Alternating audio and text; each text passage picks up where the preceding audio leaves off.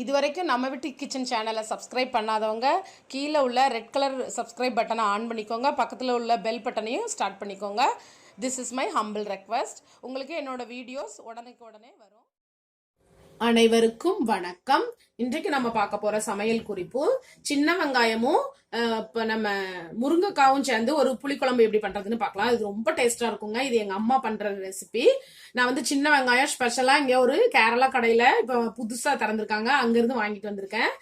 சின்ன வெங்காயம் வந்து நான் வந்து இந்த மாதிரி ஒரு 2 கை குத்தளவுக்கு எடுத்திருக்கேன். கொஞ்சம் பெரிய சைஸ் வெங்காயம். இப்ப நான் இதை இந்த மாதிரி கட் பண்ணி வச்சிருக்கிறேன். இதுல வந்து நான் நல்லெண்ணெய் இன்னைக்கு யூஸ் பண்ணிருக்கேன். நல்லெண்ணெய் நீங்க யூஸ் பண்ணீங்கன்னா உங்க குழம்பு ரொம்ப டேஸ்டா இருக்கும். நல்லெண்ணெய் சூடாகிக்கிட்டு இருக்கு. இப்போ கடுகு போட்டுக்கோங்க. கடுகு பொரிஞ்சிட்டு அப்புறம் வெந்தயம் போட்டுக்கோங்க. வெந்தயம் வந்து கடுகும் வெந்தயம் அரை ஸ்பூன் போட்டுக்கோங்க. அது நல்லா பொரியட்டும்.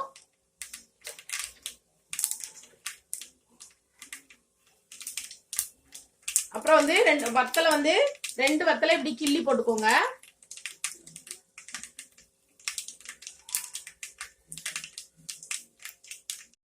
இப்போ இது நல்லா ஃப்ரை ஆயிட்டு நம்ம வெங்காயத்தை போட்டுக்கலாம்.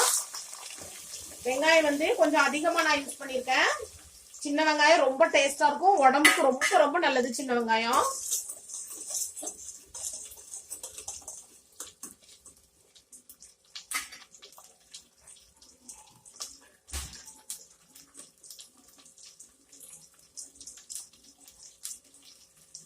அப்புறம் வந்து பூண்டு வந்து இப்படி ஒரு 10 பல் போட்டுக்கோங்க. இந்த குழம்பு வந்து ரொம்ப டேஸ்டா இருக்குங்க. அப்புறம் வந்து இந்த குழம்பு இப்ப நீங்க உங்க மார்னிங் வச்சீங்கன்னா ஈவினிங் சாப்பிடும்போது, அதாவது கொஞ்சம் டைம் ஆகி சாப்பிடும்போது ரொம்ப டேஸ்டா இருக்கும். நல்ல அதாவது மீன் குழம்புக்குள்ள ஒரு டேஸ்ட் வரும். ரொம்ப ஒரு சூப்பரா இருக்கும். வெஜிடேரியன் பீப்புளுக்கு இது ரொம்ப பிடிச்ச ஒரு ரெசிபி.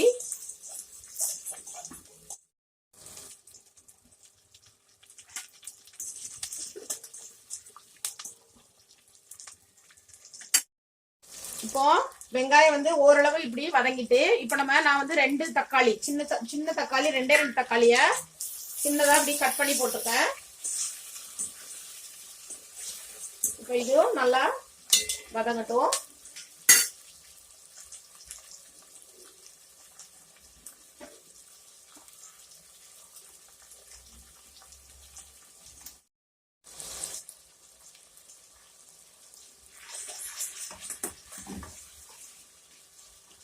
இந்த டைம்ல நான் வந்து 2 முருங்கைக்காய் போட்டிருக்கேன்.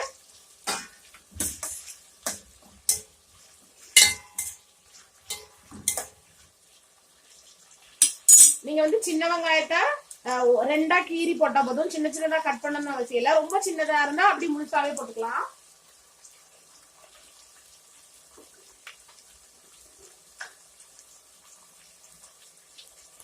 அப்புறம் வந்து இந்த குழம்புக்கு தேவையான அளவு உப்பு போட்டுக்கலாம். நான் வந்து ஒரு அரை ஸ்பூன் போடுறேன், சின்ன ஸ்பூனுக்கு. அப்புறம் மஞ்சள் பவுடர் 1/4 ஸ்பூன் மஞ்சள் பவுடர் போட்டுக்கோங்க. இது வந்து சில்லி பொடி, வத்தல் பொடி வந்து இது காரம் இருக்கும் கலரும் இருக்கும், அதனால நான் வந்து 1 ஸ்பூன் போடுறேன்.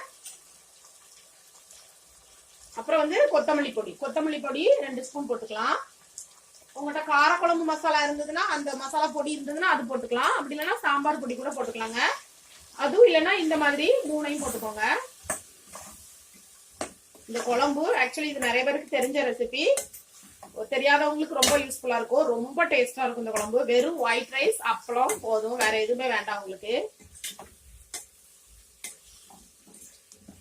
அப்புறம் இது வந்து அடுத்த நாள் சாப்பிட்டா இன்னுமே டேஸ்டா இருக்கும்.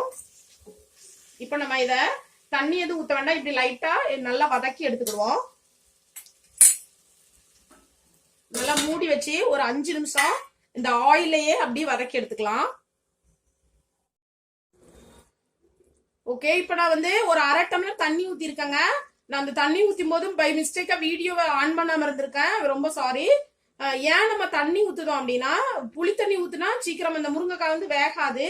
நீங்க கண்டிப்பா வந்து பச்சை தண்ணி ஒரு அரை டம்ளர் ஊத்தி வேக வச்சதுக்கு அப்புறம் நம்ம லாஸ்ட்ல புளி தண்ணி ஊத்திக்கலாம். இப்ப இதை நம்ம ஒரு 5 நிமிஷத்துக்கு வேக வச்சு எடுத்துக்கலாம். ஓகே, இப்ப இது நல்லா வெந்துட்டுங்க. இப்ப வெந்ததுக்கு அப்புறம் ஒரு 2 நிமிஷத்துக்கு முன்னாடி நான் இது வந்து பழைய புளி அதாவது பழைய புளின்னு சொல்லுவாங்களா, கருப்பு புளி, அந்த புளி ஊத்தி இருக்கிறேன். அப்புறம் லைட்டா கொஞ்சம் தண்ணி ஊத்திக்கிடுவோம், ஏன்னா ரொம்ப வத்திட்டு இந்த குழம்பு. ஆனா ரொம்ப நீங்க தண்ணி ஊற்றக்கூடாது, நல்லா இருக்காது அவ்வளவா. இப்போ புளி ஊத்திருக்கோம், கொஞ்சோண்டு தண்ணி ஊத்தி இருக்கோம். இப்போ இது நல்லா கொதிக்கணும். ஒரு ஒரு நிமிஷம் அல்லது ஒரு 1.5 நிமிஷம் கொதிச்சா போதும். அவ்வளவுதான் இந்த குழம்பு ரெடி ஆயிட்டு. அப்புறம் வந்து பெருங்காய பொடி போட்டுக்கோங்க. ஒரு 1/4 ஸ்பூன் பெருங்காய பொடி போட்டுக்கோங்க, அல்லது கல் பெருங்காயம் போட்டுக்கோங்க. ஓகே, இப்போ நான் இதை வந்து ஒரு நிமிஷம் நல்லா கொதிக்க வச்சு எடுத்துக்கிறேன். ஓகே, இப்போ இது நல்லா கொதிச்சுட்டு இங்க பாருங்க, இந்த அளவுக்கு கொஞ்சோண்டு வெல்லம் போட்டுக்கோங்க, ரொம்ப கம்மியா. நீங்க இப்படி வெல்லம் போடுறதுனால உங்க குழம்பு வந்து இனிக்காதுங்க, ஒரு நல்ல ஒரு டேஸ்ட் கொடுக்கும். அதனால கண்டிப்பா கொஞ்சோண்டு வெல்லம் போட்டுக்கோங்க.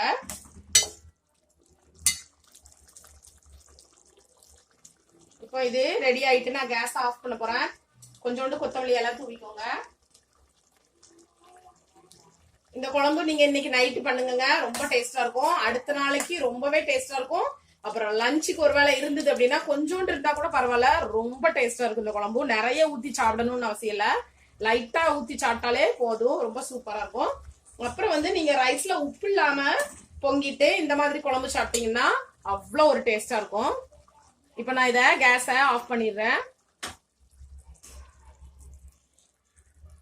சுவையான சின்ன வெங்காயம் முருங்கைக்காய் குழம்பு ரெடி ஆயிட்டு. இது ரொம்ப டேஸ்டா இருக்குங்க. இன்னைக்கு நைட்டே நீங்க இந்த ரெசிபியை ட்ரை பண்ணுங்க, அப்புறம் எனக்கு கமெண்ட் பண்ணுங்க. இது ரொம்ப ஈஸியான ரெசிபி தான், ஒரு 5 நிமிஷத்துல நீங்க பண்ணி முடிச்சிடலாம். இது வரைக்கும் என்னோட ரெசிபியை பொறுமையா பார்த்துக்கிட்டு இருந்ததுக்கு ரொம்ப ரொம்ப நன்றி. தேங்க்யூ ஸோ மச் ஃபார் வாட்சிங். தேங்க்யூ.